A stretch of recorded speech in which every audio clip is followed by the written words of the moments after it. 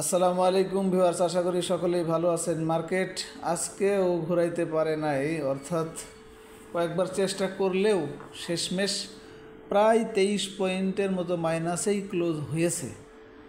এখন অ্যানালাইসিসের এটাই বিষয় যে এই যে মোমেন্টামটা দেখলেন, যার যাই আসুক না কেন বা না আসুক সেটা পরের কথা। এখন এই মোমেন্টামটা কি এই পর্যন্তই, নাকি আগামীকাল থেকে আবার ঘুরে উপরের দিকে যাবে, এইটাই হলো অ্যানালাইসিসের মূল বিষয়।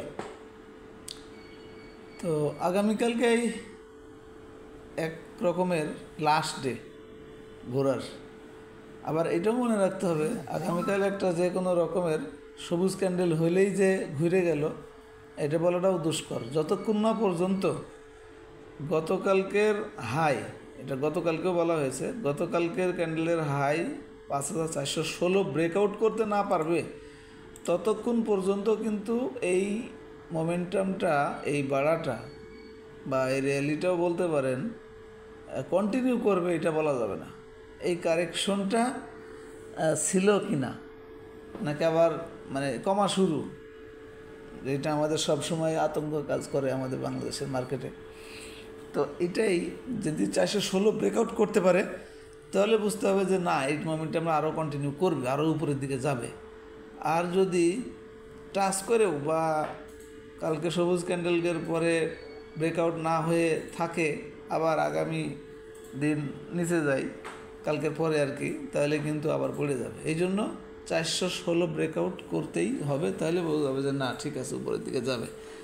এখন এইটা হলো একটা অ্যানালাইসিস। বাকি আমার যেভাবে করার কথা সেটা হচ্ছে আজকের ক্যান্ডেল এবং অবস্থান বুঝতেই পারতেছেন। গতকালকের ক্যান্ডেলটা ভালো থাকলে অবস্থান কিন্তু চার্টের উপরে, সেটা বলা হয়েছে।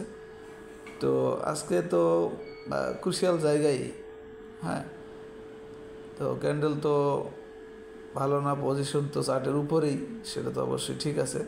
আর ভলিউমও কিন্তু কমে যাচ্ছে আস্তে আস্তে। আগের দিনের চেয়ে গতকালকে চেয়ে আজকে ভলিউম কিন্তু কম, এটাও একটা মানে বিষয়। 693 কোটি টাকা মাত্র, যদিও গতকালকেও ভলিউম 800-র উপরে ছিল, 865 কোটি টাকা ছিল। তো সুতরাং এটা একটা সবচেয়ে বড় স্পষ্ট জিনিস যেটা ছিল সেটা হচ্ছে একদিন কমাতেই হিস্টোগ্রামের বারটি কিন্তু ছোট হয়ে এবং হালকা কালার হয়ে গেছিল। তো আজকেও কিন্তু সেটাই হালকা ছোট হয়ে গেছে। তো সুতরাং যতক্ষণ না পর্যন্ত আবার লম্বা গাঢ় কালার না হয় ততক্ষণ পর্যন্ত কিন্তু এটা অবজার্ভ করতে হবে, দেখতে হবে। কনফার্ম হবে না, কনফার্মেশন আসবে না।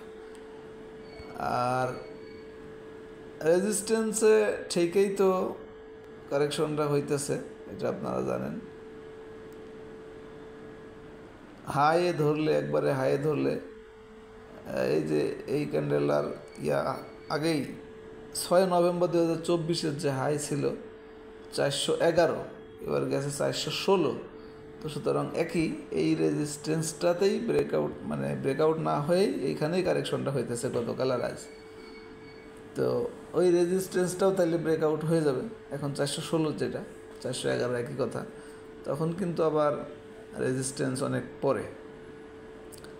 আর দুইটা ইন্ডিকেটর, যে দুইটা ম্যাকডি এবং মুভিং অ্যাভারেজ, এই দুটো তো এখনই কিছু বলা যাবে না, এটা বাই সিগন্যালের মধ্যেই আছে, এখনও সেল সিগন্যাল আসে নাই। অর্থাৎ মুভিং অ্যাভারেজ 14 দিনের যে ভ্যালু এখন মার্কেটের 5332, এই ভ্যালুটা যদি 5190 মুভিং অ্যাভারেজের যে ভ্যালু এটা নিচে আসে, তখন মুভিং অ্যাভারেজ 14 দিন ইন্ডিকেটর অনুযায়ী সেল সিগন্যাল হবে।